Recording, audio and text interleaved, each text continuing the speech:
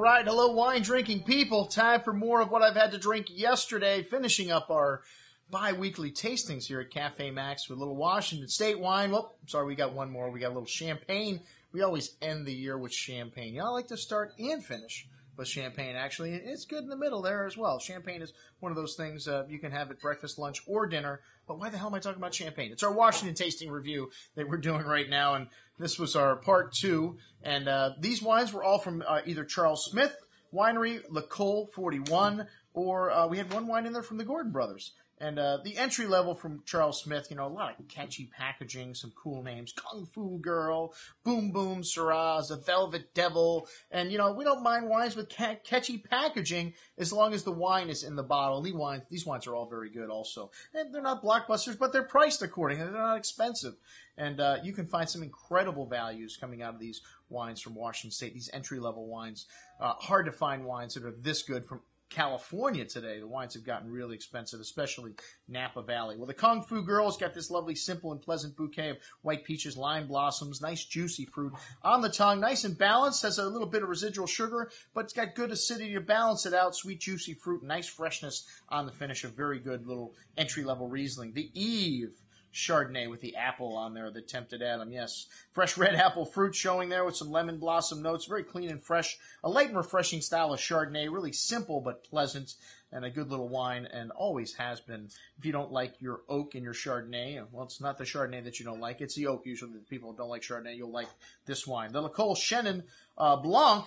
This is a great variety. Used to find, you find the Loire Valley, Vouvray, Sauvigners. This is more like a Sauvignon style, a drier style Chenin Blanc. Very intense bouquet here, kind of chalky, minerally notes, ripe melon, star fruit, red apple. Really thick and juicy on the tongue. This wine has a lovely creamy texture with nice fruit in the mid-palate, a nice clean style, a little bitter almond note on the finish, nice complexity in this one, and nice length.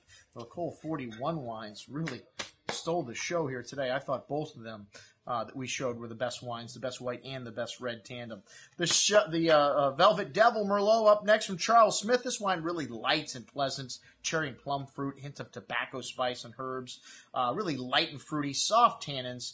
And, some people didn't care for this wine. It was light, but people that want a lighter red, it's not easy to find today, especially one with a little nuance and spice to it. Most of the light reds are in the light category in terms of price, too, and not that interesting. This wine's still quite a bit interesting, a good little Merlot in that under $15 price range. The Gordon Brothers Merlot is up next, quite a bit darker in color, and this is a state bottle juice. These guys grow their own grapes, and really lovely dark cherry and plum fruit here. Notes of graphite and cigar box spice. Really nice complexity showing in this wine, even on the second day, and some fresh earthy notes. Plump and juicy fruit on the tongue with a good hand of spice, ripe round tannins, nicely structured with some firm acidity on the finish. Nicely built here, excellent little Merlot, especially at that price under $20.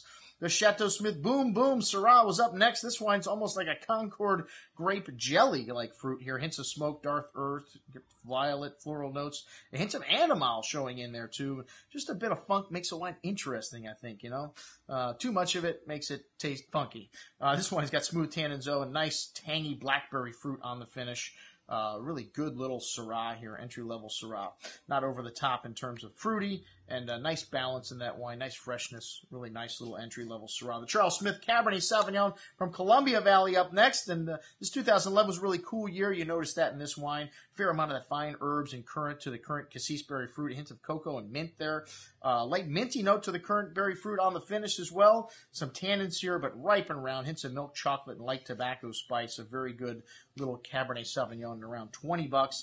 And then the best wine of the night, the Le Col Red Cabernet Blend from Columbia Valley. This one's got a good amount of earth and pencil lead shown in this on the nose. Some barnyard notes to the currant and dark cherry fruit. Really dark berry and plum fruit showing here on the tongue with nice structure. Some dry tannins on the finish, but plenty of fruit here to match. And some nice tobacco spice and a little funky, earthy, barnyardy note coming through on the finish as well. Excellent juice at just under $30. That's what we had to drink at our Washington State tasting at Cafe Maxx. I'm your host, Andrew Lampasoni, signing off for the Wine Watch, saying remember, always drink the good stuff first.